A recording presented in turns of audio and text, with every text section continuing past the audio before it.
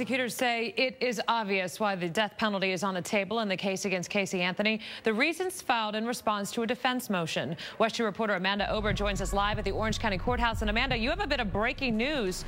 You know the trial date. I do, Martha. I just came from the clerk's office where an order was filed by Judge Belvin Perry, and he has set a trial date. Casey Anthony will go on trial for murder May 9th of 2011. Now, this order says that the location of that trial is yet to be determined. Meantime, in other court filings late yesterday, the state outlined the reasons it's going for the death penalty. Casey Anthony's attorneys want the state to detail the basis on which it will argue Casey Anthony deserves the death penalty. In response, prosecutor Jeff Ashton says the reasons should be obvious. Ashton points out that of the 15 aggravated circumstances that qualify a defendant for a death sentence, 9 of them clearly do not apply to Casey. And of those left, several clearly do apply to Casey. That leaves you with 6 possible aggravating circumstances that apply.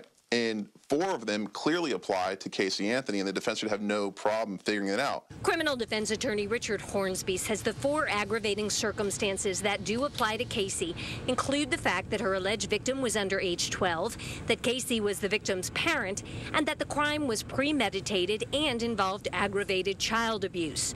The 2 other circumstances the state could also argue exist are that Casey stood to benefit financially from Kaylee's death and that the murder was especially heinous and cruel.